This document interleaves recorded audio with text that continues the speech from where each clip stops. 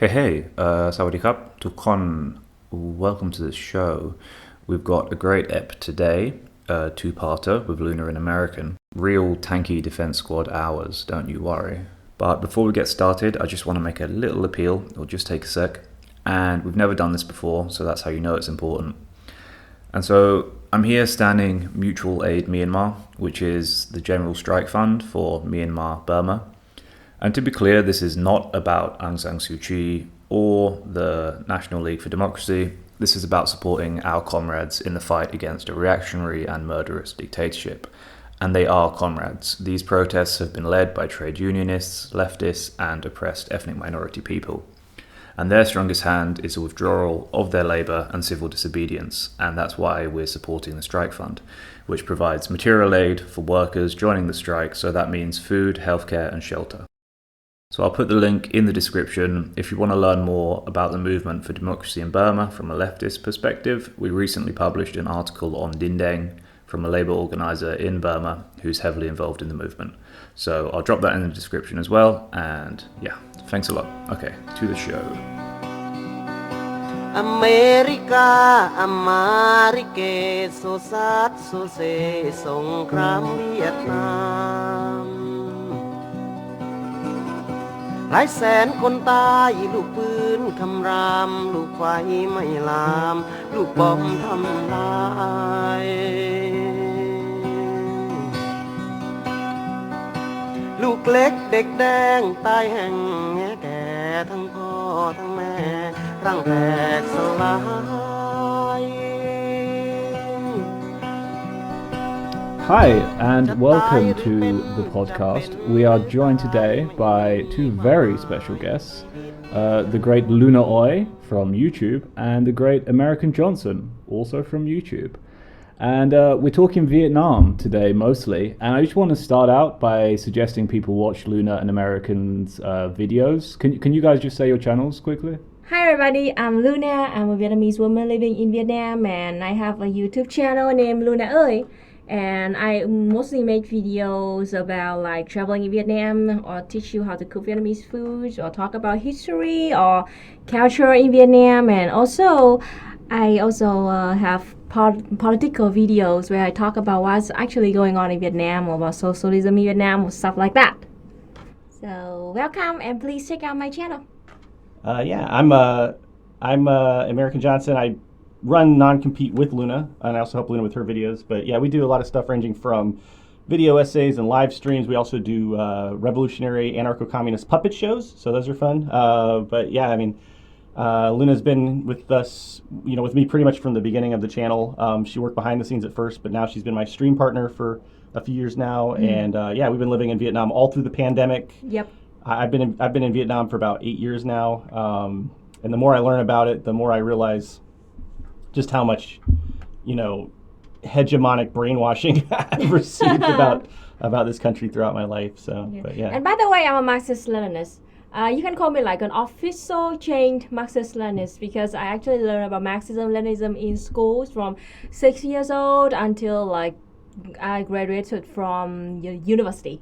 I'm very proud. Ho Chi Minh Thought School, yeah, and I consider myself an anarchist, but somehow, like, Luna hasn't stabbed me in my sleep yet, so. Yep, not yet. Wow. Left Unity moment. Left Unity ticket. moment. Yeah. Nice. So I just wanted to kind of start out by talking a bit about Vietnam. So, of course, I've watched all of Luna's videos on Vietnam. And I just kind of have some follow-up questions about the Is Vietnam a Socialist Country video. So in terms of like policy, how exactly does Vietnam differ from other countries which have large welfare states? So like, for example, like the Scandinavian countries other than GDP. And, I know the Scandinavian countries are, of course, benefiting from the exploited labor of the global south, which maybe Vietnam is not. So, but just in terms of, the policies, how do they differ? Vietnam, we have a really like unique position right now, because we want our country to be socialist, to follow like communism, but we also have to survive in this capitalist hellhole, So Vietnam, we had to like, as just as I explained a lot in my video about East Vietnam socialism in Vietnam means it's a transitional period of moving a society from capitalism into communism. So it's not an end goal. It's like a path that we choose, and in that path, that it's gonna have like socialism and capitalism like coexist together in the same town like now. So, and like there are a lot of stuff that you might think that is very controversial in Vietnam right now, because like we have capitalists here and we have private companies and stuff like that, and we have billionaires, but also we have a lot of other socialist programs, such as we have, you know, the like rice price stabilization program, also medicine and all kind of vegetable and food like that. So make sure that price always cheap, so everybody can afford it. That's a very like socialist kind of program. Also, we have an anti-imperialist program, such as like if a like company like Coca-Cola, big corporation, you know, international corporation, if they want to have a company in Vietnam, they have to have a Vietnamese partner who owned 50% of the factory here. That's great, but Thailand, which is definitely not socialist, also has that exact same policy. So I just want to throw that out there. Yeah. Okay. It's kind of a nationalist thing in Thailand, maybe? I don't know. Yeah. It's like to protect like the domestic business, and also want to weaken the power of the international corporations. And then it's like it depends a lot on how we actually use that kind of policy. It's very important, too. So it's again, talking about Vietnam is very complicated, and you need a lot of like knowledge about history, about politics, and all kind of stuff like economy to talk about this, to like really understand it. I had to like spend years in schools and university to understand what the fuck is going on in Vietnam right now. So but I mean, how I mean, like you've said, it kind of sounds like there's a strong welfare state and protections in place for the poor. But you know, like I asked at the beginning, how is that different from a kind of social democrat country? What to say? It's like we don't embrace capitalism, and we don't exploit. We do not export exploitation to other poor countries, just like other like Scandinavian countries. Actually, like they have like those like European countries. They look like they are so wealthy. They like kind of socialist bourgeois democracy. But actually, what they did is to export the exploitation, to export the poverty to other poor countries, especially the global South country. Vietnam, we're not doing that. We don't. We try to like, you know, like have our own Juche style. Like we have our own people without exploiting other people. That's why Vietnam is now still a developing country, because like we try to do it in like as ethical as possible, without like exporting poverty to other nation, and it works actually really well, even though it's kind of slower than a lot of other capitalist countries. So such as like at least now in the pandemic, you can see that Vietnam controls the pandemic very well, just because we care about humans' life and people's life, and then we care about our own people, and then we seriously like quarantine and then deal with the virus, and now we kind of control the third wave already, and everything's back to normal. So that's the most main difference of the way that Vietnam choose like the harder path, and just it's very difficult, and then we still like working on it without like violating the working class, without exploit the working class from other countries. I was just gonna think that, you know, I think if you look at like Scandinavian countries and you take away their reliance on other on countries in the global South, their economies collapse. Would you say that, like, you know, Vietnam basically is trying to sustain itself in a sort of increasing its productive forces kind of way? Yeah, you're right. Yes. Yeah, it's one of those paper tiger moments, if you will. Yeah. I would say, and I mean, my experience as a foreigner is like, you know, when I've never been even to Scandinavia, but comparing it to like the USA, I know like in Vietnam, everybody seems much more kind of self-sufficient in a domestic way. Like you could buy when I get my motorcycle fixed, the motorcycle parts are made in Vietnam. The food is grown here in Vietnam. They grow way more than enough food to feed everybody here, and that's with like domestic Vietnamese labor. They're not bringing in immigrants and exploiting them the way we do in the USA. Well, we're not building like factories in other countries to like exploit them till we build here in Vietnam. Absolutely, yeah. And the other big difference I see, from like as an outsider's perspective, is a lot of the really soft social policies. But I think there's a lot to be said for the kinds of soft social policies, things like education, a lot of the public information campaigns they have, that sort of thing. They are trying, I believe, from what I see in their education system and in the communication they have with the people, they are kind of trying to promote socialist values and create socialist people. You might want to talk about that. Yeah, Ho Chi Minh's I want to talk about that too. So, one of the most famous quotes of Ho Chi Minh is, in order to build a socialist society, we have to have socialist people with socialist knowledge, ideology, manners, and socialist values too. So that's why, like, since the 50s, when we were still fighting French and the USA, we focused very much on building our education that teach our students about socialism, communism, and Marxism and Ho Chi Minh taught. And until now, we still we have strong focus on building socialist people, even though we haven't had a real socialist society yet. And I think that's one of the most different from other countries, especially in the West. Like, we actually teach the ideology in schools, teach about Marxism, Leninism, and Ho Chi Minh thought, and how to be socialist. And a lot of people attack me for because they thought that I think that they thought that I said in Vietnam they taught people indoctrination or some propaganda or something like that, but it's not. It's very simple stuff.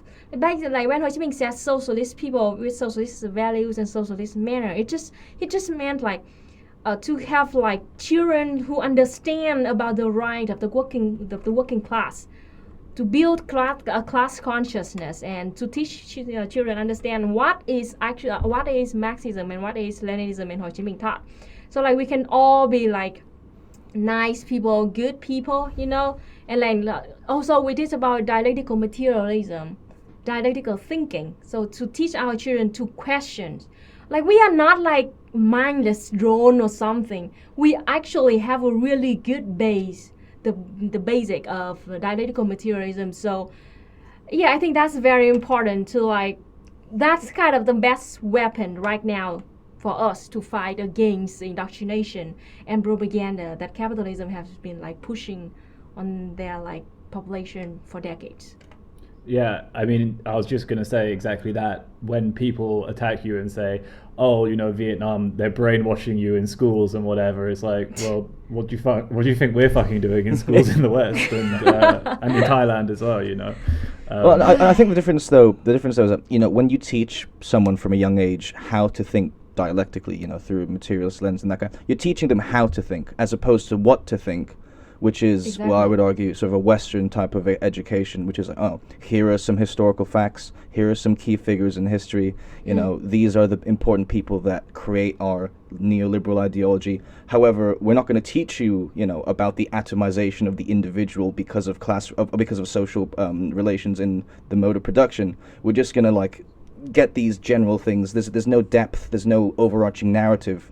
Yep. Which I think the socialist education does provide. So yeah, that's definitely a distinction.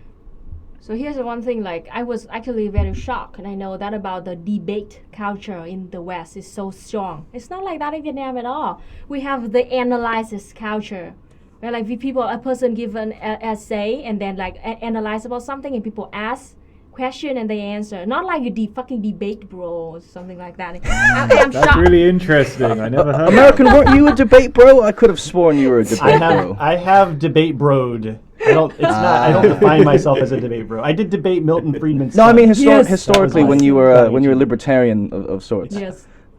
Oh, when I was a libertarian, I was a total debate bro. I was a insufferable debate bro. Just think about the debate culture. It's you try to win a debate like try to make your side win by fucking fact and logic, not like analyze or like the fucking truth about it. It's just like to be the winner. I was literally the captain of my debate club in high school, and I was really interested in like things like logic and forensics and that sort of thing in college. And I will say that Luna has now shared with me a lot of the instructional material that they use in the Marxist-Leninism classes here. I'm not a Marxist-Leninist myself, but as far as dialectical materialism goes, they're teaching this framework that really, I believe, encourages people to question everything. I mean, really, like the textbooks, they're not saying like you have to believe this, you have to believe that. They're saying here are the way that power dynamics operate. Here are the ways that they describe it as a living science, dialectical materialism. So regardless of whether or not you buy into dialectical materialism, I can say from looking at the teaching materials that Luna has shown me, and I've seen about 3 or 4 of their textbooks, it doesn't seem to me at all like indoctrination. It really just seems like a methodology for how to think systemically and how to analyze things and to question everything. It seems to be a really recurring theme. And the proof will be in the pudding. Luna's actually working on a translation. We're going to be putting that out for free. But if you just stay tuned to Luna's channel and you want to check that out, it's the official Vietnam textbook on dialectical materialism. I think it's really interesting, and she's doing a great job. Yes. Should be done within about a month or so. Yep. Yeah, I am doing it. I'm trying my best. So I wanted to also ask you, I mean, I'm very curious about how one gets involved with the political, as a Vietnamese person, gets involved with the political process in Vietnam. So let's say you see some problems in your community or maybe in the larger community and you think, hey, I want to make some changes. In the West, maybe you join the local council, whatever. I'm just wondering what that process is in Vietnam. Like, I'm guessing you join the Communist Party, and kind of where does it go from there? How does that kind of engagement work?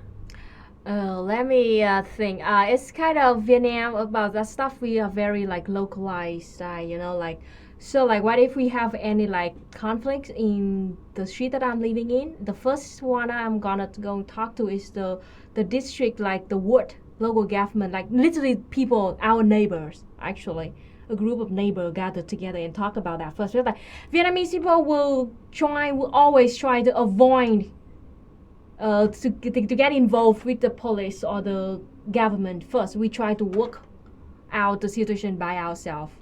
So like we gathered together, came to maybe the ward meeting or street meeting, and then talk about it and try to give out like solution. I actually had I've been experience.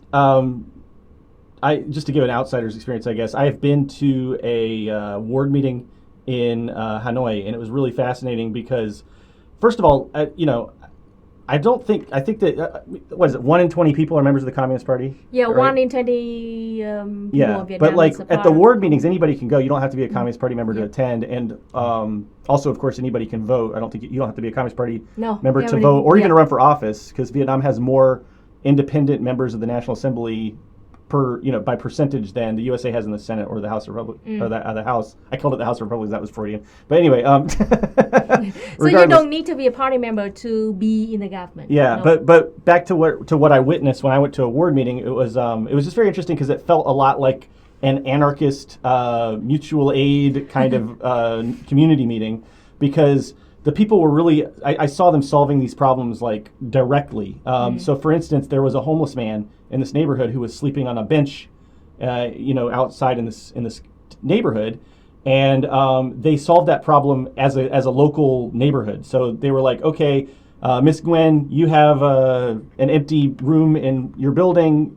He can sleep there. I'll bring him food on Thursdays and Friday. And they just basically worked out how to take care of this homeless. Like, it was an old homeless man who obviously couldn't, wasn't able to take care of himself. So that was really fascinating to me, and that's why it's something that I just observe as an anarchist from the USA, is that despite the Marxist-Leninist national framework, in a lot of ways, Vietnamese people just strike me as very anarchistic. And if you've ever been in Vietnamese traffic, you might get a sense for what I'm talking about. But it's just, people just seem to try to. It's also true with, like, for instance, if you see a car wreck or a traffic accident. Yep. I've been in a traffic accident where, like, my taxi driver got in a wreck with another person, and the whole neighborhood basically that witnessed it, they came out and they just worked it out. Like, okay, I saw it. It was your fault. Okay, you give him whatever money, and then they like solved it. And they want to do it like before the police show up. Like, you don't want to deal with the police. It happened to me too. I got like my first week in Vietnam ever. I got into a motorbike wreck, and the local people just came out. They helped me translate. They were like, okay, you give him $5 and we're done, and we went on our way. So we actually have a fun expression about that. Like, it's not the worst if you have like accident. It's the worst if you have an accident right in front of the traffic police. Yeah. So yeah, we always want to like deal with stuff by ourselves first. Yeah. So like means we only get involved to like let the police get involved, and then like government if like we cannot solve that problem. Yeah. And I guess the last thing I'll say about it is that just the state, from living in the USA, I lived in the USA for about 30 years. The state in Vietnam, for me, from my perspective, and all, from my conversations with Vietnamese people, it's way less invasive to me than the state in the USA. Like, I've never had to talk to a police officer the whole time I've lived here. Versus in the USA, I was having to interface with the cops regularly, whether it was getting pulled over for like traffic stops, traffic checkpoints, Crazy. cops coming and investigating. Like it just, I've been frisked, I've been searched, and I'm a white, male presenting person, so like I don't even have nearly as bad of experiences like black people in the USA. But here in Vietnam, for black people over there. yeah, it doesn't feel nearly as invasive. Do you have any? I mean, maybe. I was just gonna say, holy shit! Like, from my experience living in Thailand, the amount of shit I had to deal with the police, just like constantly. Real heavy-handed. That is famous in Vietnam too, about like being so scared of the police in Thailand. And like whenever Vietnamese we travel to Thailand, we keep like telling our friends like don't mess up with the police and don't mess up with the king or the money, and if you even drop them, so something like that. So okay, fine, that's very different. But yeah. If you could, but also if you could try and talk a bit about really getting how people get involved with the party or something like that. Yeah. It's cool. So, if you want to make a change to the community, first make a Facebook post, and then try to get like people in your community to like your neighbor to agree with you and work on that. And then most important, go to the meeting, the word meeting, and then to like speak up your ideas. And if enough people agree with you, then we work on it very, very, very fast. Actually, people might laugh at that Facebook post comment, but what I didn't realize is that the government in Vietnam is very they have a strong online presence. Yep. So Luna is like a member of the Facebook group for the Da Nang city, and then for our ward, and the people in the community do actually. Yep. You want to talk a little bit about how that works? So like I joined a Facebook group of the local government of Da Nang, and actually like people, instead of calling the police, they like recorded video or something like that, and they post on that group, and the police actually will come and deal with it very fast. And then we have any idea, just like post on it, and then it's like a very active group, and it works very well. Can you like communicate with your representatives or something like that in the group? Like, do they actually reply and stuff? Sure. They actually reply. Yes, they do, and then they were the one who approve those posts. So actually, and before even we had to do anything, they informed the police for us, and then they will come and do it. And a lot of people said thank you because of this group, and so that's how it works in Vietnam. Like, yep. Do you want to talk a little bit about the structure of because your local system. ward, what do you call it, the ward leader or whatever? I'm kind of interested in like how the party relates to all of this. Like, I'm quite curious about how one gets involved as a party member with the party, right?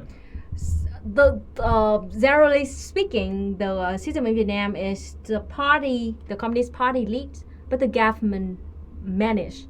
So every ward will vote for a leader, and that leader will work on behalf of the whole street. We work with the local government, and the local government it's like very separate. Like, you don't need to be a Communist Party member to be in the local government. The most important thing is to get people vote for you. That's it. To get enough people vote for you, and you will be in the local government. And then they will. And the one thing is like the voting system in Vietnam is very hierarchical, and I don't really like it because we cannot vote directly for our president. So example, like the district representatives, will vote for the provincial representative, and then provincial representatives will vote for nationals, and the national will vote for big positions such as like president, prime minister, vice prime minister, and okay, president. So Yeah. it works like that. It's very hierarchical. I don't like that. I think something that people don't understand maybe about countries like this is that, you know, there's one party, right? It's a one-party state. But within that party, there are still elections. You know, it's not like a pure Yeah. from the Yeah. top down dictatorship, Yes, right? no, and that communist doesn't control 100% the government because they are separate. They're different, and you don't need to be a party member to be in the government. We are like about 500 members. We have 500 members of National Assembly, and then more than 20 of them are non-party. So like, yeah, something like that. The thing with one-party states is at least they're not lying to you about the number of parties involved. right. That's The USA is that's like the they have the Capitalist Party in the USA, and that's it. And That's it. Yeah. Yeah. Like Yeah. Yeah. Sometimes they switch to like Democratic Party. Sometimes switch to like How Republican. capitalist do we want to be? Very or Right. very much? Very. There are also, I mean, the other thing about Vietnam is that it's also changing really fast. So like probably within a few months, a lot of what we're saying might be out of date. Like they just made it so that the Da Nang mayor election is a direct election now, which is like Yep. that's like the first time that's happened. The So nice thing is So- the city so- we are living in. Yeah. Can you change? Are things different in different wards? So it's not like blanket policies across Vietnam. It's Nope. like it's No. it's different rights, different laws, and okay, Yeah, okay. So, that's every cool. province will have a kind of control of their own province. So, for example, so like Da Nang can like choose our own way of voting our mayor, and we are about to like to let people vote directly to choose our mayor. Okay, and another thing is like just like how we deal with COVID-19, it works very well. So when the pandemic started, the big government, you know, with like the Ministry of Health, with the leader of the doctors, they actually those doctors we put them in power so they can deal with the pandemic, and they just gave out like 5 main orders about how to deal with the COVID, and then they send those 5 orders to every province, and every province will take those 5 basic orders and then work on themselves with detailed plan, because like each province will have a different like geography or population or economic stuff. So like they will work themselves to deal with that. This is like based on those 5 main orders, and that's how it works in Vietnam. The big government doesn't even like they don't like give every detail, and we have to follow every detail. It's just like so this is what is you to do, and the detailed plans we don't care, we don't know, you work on it, something like that. Oh, that's such. Gabriel, so I'm many miles moving. away. I'm moving to Vietnam. Yeah, right. I'm just thinking about Thailand, Yeah. and like you have this such high centralization from Bangkok, and so Bangkok will make a policy which will then be implemented to the entire country, and you know maybe they've only made this policy to deal with a specific problem in Bangkok, and then it gets implemented to the whole fucking country. Like there's absolutely very little regional power, and it fucking sucks. So that sounds great. there's an old Vietnamese adage about the law of the village. What's that? The law of the village. Oh, we have a like very old expression about like the rules of the village is more important than the law of the king. Right, That's right, pretty cool. right. Yeah. Yeah, that's very. It's like when you go to someone's house and you play Uno, but it's their rules and not like the ones exactly in the pack. as it should be. Exactly. Right.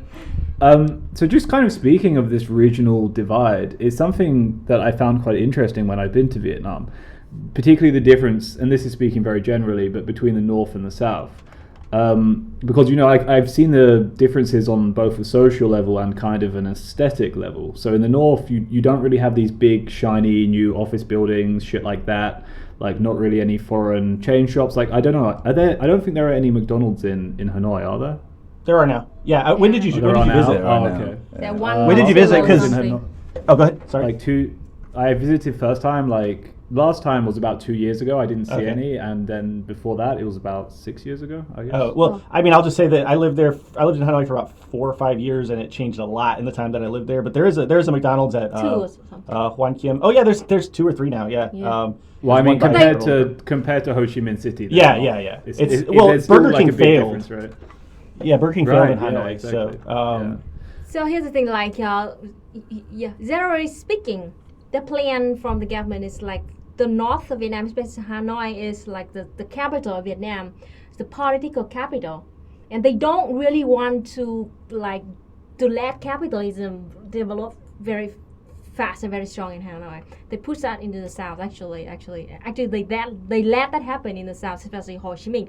Ho Chi Minh City is the most capitalist city of Vietnam. Yep. Yeah, for sure. And- By far. Yeah, by far. So we call it like the economy, like capital. It's Ho Chi Minh, and Hanoi is the political capital. Is that difference then because of that regional kind of authority that you were talking about before? Yeah, exactly. Yep. So like Ho Chi Minh is actually very rich. Yeah.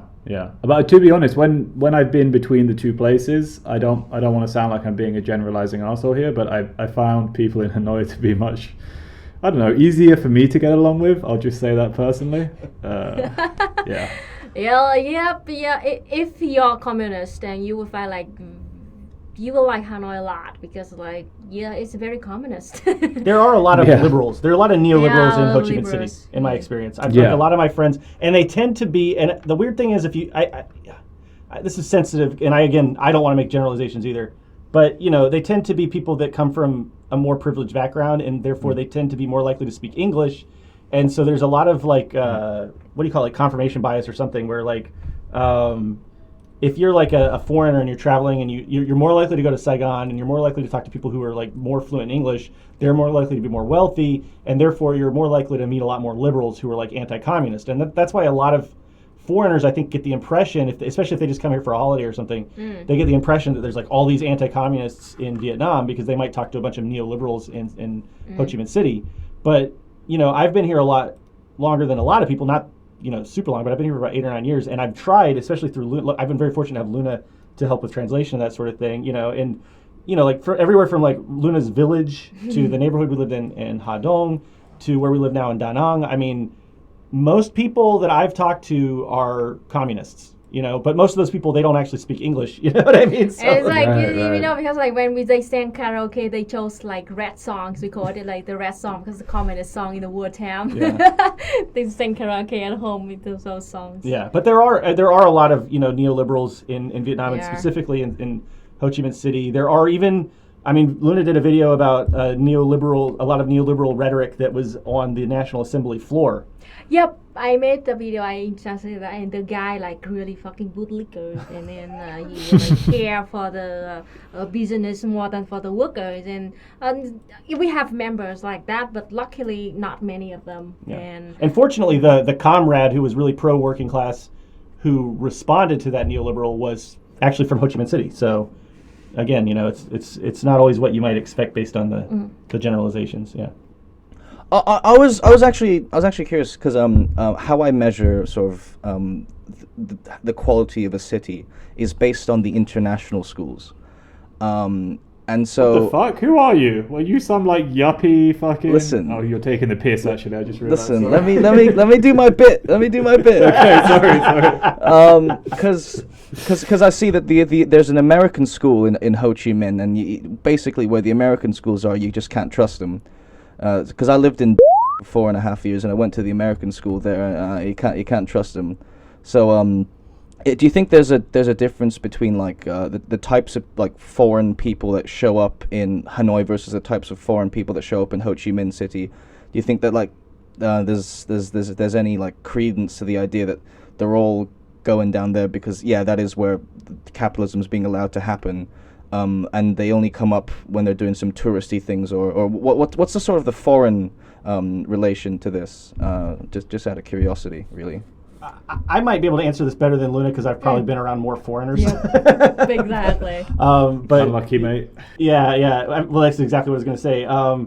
In my experience, the foreigners across the country are generally pretty shitty and unappreciative. Although that has changed a bit since COVID, I will say that. So so for most of the time that I've been here, like you can't. There's so much misinformation spread through like the expat Facebook group pipeline or whatever you want to call it. They like the grapevine. complain that they cannot complain about the Vietnamese government on the internet. They are literally doing it on Facebook. Yeah, they complain online. that they can't complain on Facebook on Facebook, and like nothing happens to them. So anyway, and it's like, and if you talk to people at bars and they just spread like complete bullshit, and I bought into a lot of it for a long time.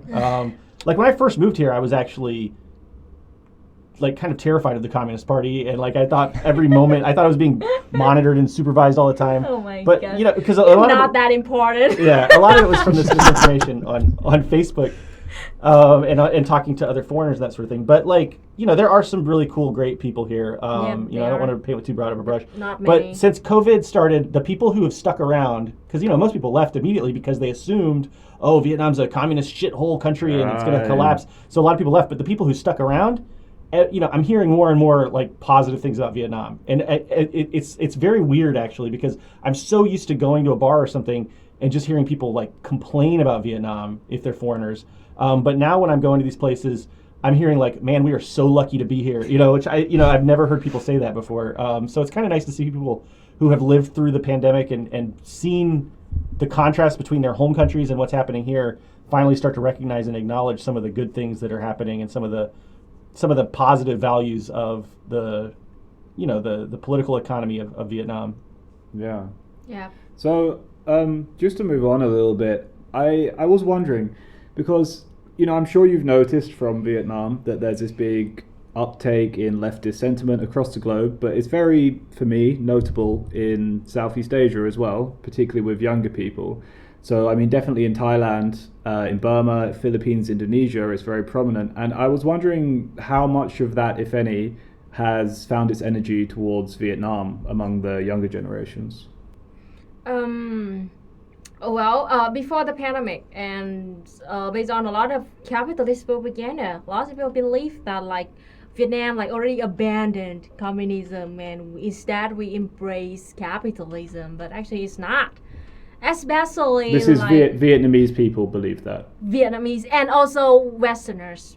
Yes, they are Sure. people like like said that to my face, like, oh, Vietnam like betray like betray communism, now you embrace capitalism, blah blah blah. It's like, dude, it's not like that. I try to explain because like I myself joined so many like online groups with like millions of members, totally like Vietnamese who are really communist, socialists, you know. But like most of us like we don't speak in English. We just speak in Vietnamese. That's why like not many people like really know about us. And actually, here's the thing. Vietnam, we are officially a Marxist nation, and we have our own country to work on, to build, to follow. So actually, like we don't feel that need to care about your opinions about us. Actually, we don't care about your opinions. We don't fucking care. 5 million Communist Party members of Vietnam. You really think that we care about what a random white dude on the internet think that we are socialists or not? We don't. Can we get into that a little bit later? Because I have a question for that later. But I was just kind of curious about the kind of rise in leftism internationally and if that is happening in specific from Are young Vietnamese people becoming more? Yeah. I was about to get about this. Sorry, yeah. Yeah. Actually, before the pandemic, I saw like liberalism actually was raising in Vietnam, but like, poof, the pandemic started, and lots of people like it opens the eyes of a lot of people. Like, holy shit! So Vietnam is actually not that bad, and the USA and the rich countries are not actually that good, and we're so lucky to be in Vietnam, be Vietnamese right now. We are so proud of ourselves right now. So, now the liberalism now in Vietnam is like stop. And the communism like raising up like very strong right now. So that's a good point of having a pandemic. I'm sorry that is killing millions of people out there, but in Vietnam, like actually like it shows the nature. It shows the nature of capitalism and the nature of communism too. That it actually helps people. It helps us. And along with the leftism chant is raising the world. The same thing in Vietnam. So the only one difference is like it's already very strong already in Vietnam, and now it's getting stronger and stronger. Samar, you got something on that? My thing was to the thing that we're going to talk about later. Okay. So we can save that. Okay. I was going to save it till the end. Yeah, we can save it if you want. Oh, no, let's just go on. We do it now. Let's do it now. Yeah, you want to do it now? Yeah. Fuck it, let's no, do it now. I was just going to talk about how my favorite Luna line was Reddit, not even once. That's my favorite one. And secondly, I was going to say, it's like people in Vietnam have taken Jordan Peterson's advice to heart. They're cleaning up their own bedroom first. That's the ironic part, isn't it? It's like the West they have like this whole, fucking trying to deal with everyone else's shit, but they never deal with their own shit. But the Western ideologues are saying the opposite. So that's, I don't know, I just thought it was something to point out. That's a really good point. Yeah, very good point. I will say, like, yeah, another thing is, like, Vietnam, the government here tries. They had like decades of war. They're still trying to rebuild their infrastructure. Absolutely. From We're 40 still years ago. recovering. Vietnam's still Absolutely. recovering from the war. Yeah. So Yeah. Vietnam has kind of they try to just like really be what Switzerland claims to be, which is like, try to maintain neutrality and not get involved with other people's business too much. And they're just trying to. I think they're trying We just to. hope that people will give us the fuck alone. Yeah. We don't want more intervention. For better or worse, I mean, because there's a lot of criticism that, like, I see this leveled at Vietnam or China or any socialist nation nowadays, that like there's not as much support for socialist movements in other countries. I think that there's validity to that criticism, but we also have to temper it with the understanding that Vietnam is still rebuilding from like decades of war and that was forced upon them.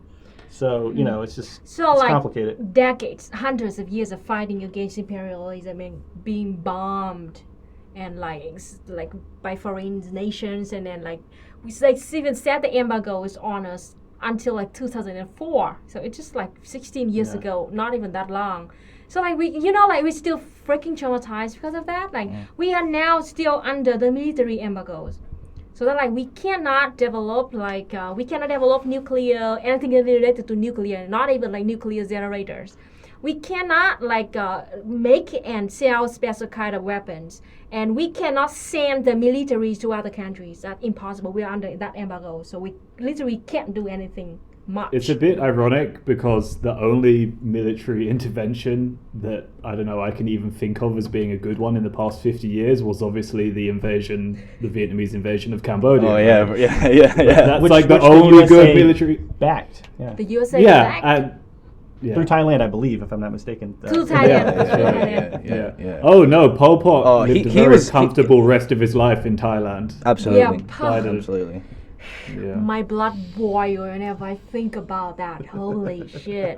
I was just going to say, I met once a veteran of the Cambodia, well, the Vietnamese liberation, let's say, of Cambodia. Nice word. And, like, he seemed kind of down, to be honest. Like, he was like, oh, people don't really remember it. People don't really see us as heroes. And I was like, dude, you're a fucking hero, man. Good Was for he in you, Vietnam? Cambodia. Yeah, in Vietnam. Yeah. See, that's I the guess thing. He was in We Vietnam. met one in Yeah. Cambodia. Like in Cambodia, they treated her like a hero just because she was Vietnamese. And we met a Vietnamese veteran in Cambodia. So Yeah. that poor guy should just go to Cambodia. He'd probably listen. Right. Yeah, right. I met a Vietnamese vet in Cambodia like after 1989, right? And 89. Oh, sorry, 1989. Yeah. He decided to stay in Cambodia instead of going back, and he married to a Cambodian woman, and he had like a restaurant Yeah. in Siem Reap. It's very good. And he saw me, and then he's like, "You're Vietnamese, right?" Like, yes, and then like he was very happy to see me. Yeah. And another, I met also a very cute young Cambodian girl, and when she asked me where I come from, I have to tell the story because they'll think they won't get like I'm not exaggerating when I say this. Like Okay. this woman owned a convenience store, and she was like just a young girl, and she was like, when Luna said she was from Vietnam, she was like her eyes lit, but she was like, I love Vietnam. Oh my God, I love Vietnam so much. Thank you so much. Thank you, Vietnam. Oh, it's just like it's just amazing. Oh my It's just God, amazing. I was so I couldn't believe it. so shy, so anxiety. It was so funny. But I'm very happy. Yep. That's so cute. I don't want to bring the tone down, but like, Oh no. I lived in Cambodia for a while. I can speak fairly decent Khmer. Yeah. And there is also a lot of like anti-Vietnamese sentiment, Yeah. and Oh, yeah, a lot yeah, of that I is, know. right. You know about that, right? Yeah. So It is that a comes fact, a yeah. lot from years of fucking hostility, and there's this bullshit about blaming of Khmer people blaming the Vietnamese for the massacres of the Khmer Rouge, which is fucking Yep. sickening and completely wrong, and it fucking Yeah. sucks. So I just wanted to throw that out. Yeah, there. yeah. I we know know about about that. that. Yeah. We didn't. I mean, I don't think you didn't experience any of that when you were there. So that was luckily maybe I we're just didn't lucky, yeah. experience any of that. Mm. But I know that they exist. Yes. Yeah. Yeah, it's usually in CPP, Cambodia People's Party kind of hotspots. You might get some I shit see. like that. Yeah. Oh yeah, that I was, mean, reactionary pricks. Yeah. Hun Sen party. sure. You're talking about. Yeah. Oh, but about the Someday. cleaning the room, the Jordan Peterson cleaning the room thing. yeah. I will also say that from living here as long as I have, I've seen it change really drastically in the time that I've been here. And really, a lot of the things that I, as an anarchist, really strongly disliked about Vietnam, they're starting to change. So, like, for instance, there's this like blue book that like you're supposed to keep. I don't even think. Well, I don't know how this might be more for foreigners or something, I guess. But you know, the blue book that you're supposed to keep in your house. And you're supposed to, like, anytime you have visitors, you're supposed to sign them in and sign them out and register them with the police. Yeah, I never Maybe it's thought just that a in my foreigner life. thing. I don't Maybe know. it's foreigner thing. But they had that when I first moved here, and it was Oh. like you basically had to keep a registry, and if somebody stayed the night at your house, you had to technically, legally go and register them with the police to like let them know that that's where they were staying overnight. Maybe this is just for foreigners.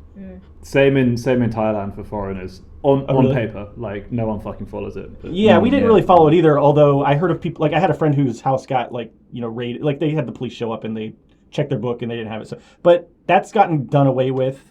They've gotten rid of a lot. I mean, there's still a lot of corruption here, and the government will be the first to say that. They talk about it all the time. But I have seen them like clean up a lot of the corruption in my personal experience because like when I first moved here, it was basically like just a foregone conclusion that you'd have to bribe the police for like a foreigner to live in an apartment. We had to bribe landlords so that they could bribe the police. We had to bribe, but like that has really, and I think it's that really, like we actually put a system online. Yeah, it's everyone can do it online without like giving any bribe. So it's very interesting some of the ways that they fight corruption. Like because the police were taking bribes for foreigners and for certain people to live in apartments, they just moved the system online, so you never even had to talk to a cop. You would just pay the fee directly, and like that way there was no capacity. So I haven't had to pay any kind of bribe or anything for a long time.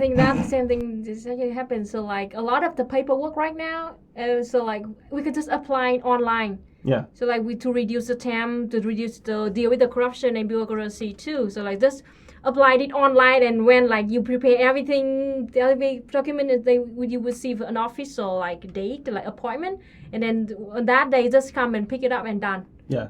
They come to you to pick it up? I have to go there to the local government. Okay, I was just that sounded too good to be true. It was. We did have a cop show up to do our paperwork one time at our house. When the landlord met us with the cop here. Yeah. So they have actually done home service for us. They did. Yeah, they did. I forgot that. Yeah, the police came here and sit in our house and deal with that. Yeah. He didn't give it to go. It does sound a little bit like from your descriptions that like you've got a pretty decent state. Maybe it's better at the localized levels, but there seems to be a bit of a recurring theme here about the police being a bit sketchy. Could you talk about that? Well, maybe? yeah. I mean, I can tell you from my foreign experience that again, that's something that I've been seeing improve a lot over time. Like when I first came here, it seemed like there was and again, the other thing is that you have to remember that a lot of this is stories that my friends have been telling me that are like not Vietnamese people. So I don't even know how much of the shit that I'm telling you is true, but like I used to hear more stories about that kind of stuff. I've actually never directly had to interact with a police officer. And by the way, maybe my landlords were just shaking me down and saying they had to bribe the cops and they didn't really, I mean, that's also, so take everything that I say about this stuff with a kind of a grain of salt. But like, yeah, I mean, the other thing is the police in Vietnam, it's not at all like the Vietnam in the USA where I'm from because they're a lot more specialized. So there's like the traffic police. They only deal with traffic. And then they have like the people who are in charge of like foreigners like me, they only deal with foreigner stuff. It's like, it's very, very stratified. And security police, they only deal with security stuff, Yeah. not traffic. Yeah. So like I've had to do an interview with immigration one time and, just to make sure that my visas were all up to date and all that kind of stuff. And it was like very painless. I didn't have to pay a bribe or anything for that. But like, I think the thing is that the maybe Luna can talk about this more and I'll just kind of introduce it. But I think that Vietnamese people, it's not really that the police are invasive or sketchy or particularly bad compared to, all ACAB or whatever, all cops are bad. But in comparison to other countries, I don't think they're worse. I think they're actually probably like less invasive in a lot of ways, but I think that Vietnamese people just don't like to deal with bureaucracy in the government. Yeah, we don't deal with it. It's more of a cultural thing. We are not afraid of the police. Actually, we're not. They're like when like we are not as like terrified of the police as the people in the West. I'm terrified of the police. All right. Okay, so like when I told you like we don't want to deal with the police, such as when we had like traffic accident, it's just because like we don't want to deal with the paper shit, like the paperwork and the bureaucracy, and maybe we have to bribe them. We don't want to waste our time working on the police station to deal with this. It's just like talk to each other, pay maybe like $5 to $10 and be done with it. Deal. Like, you don't have to do anything. Yeah.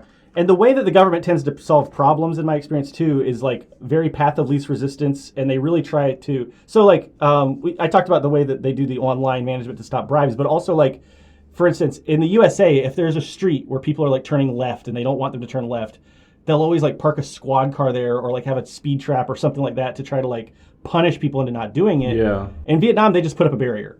It's like they never solve a problem by like throwing police on the street or anything like that. It's always just like, how do we do this with like the least work possible and the least interface between the does that sound accurate to you? That's just it sounds so normal to me that I don't know that it's different. I thought that other countries do the same thing. Yeah. No. Gabriel and I are just jaded from the police in the rest of Southeast Asia. Yeah, I've had some pretty fucking awful experiences. So we've already gone on for an hour, and I think there's quite a lot more we want to cover. I'm thinking are you guys good to go on for, how much longer do you guys have? Yes, We're good. we're fine. We're fine. We got nothing else to do, We don't so. have any Samai? Oh, dude, yeah, I'm enjoying this, man. This is so surreal. It's like seeing them on YouTube and then now seeing them in. Oh, wow. I'm having a great time.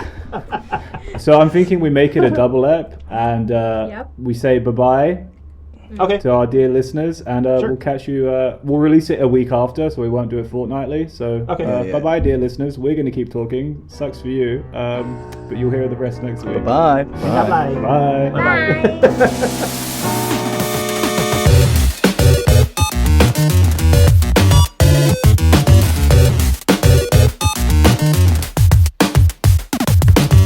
บนน้ำบนฟ้าดาวอังคารเมืองตายบัดดาลต่างพิภพบกพระอาทิตย์ขึ้นไปนรกสวรรค์หรือแม้เขาวงกฏตะลุยถนนฝ่าฟันกดดันและบีบคั้น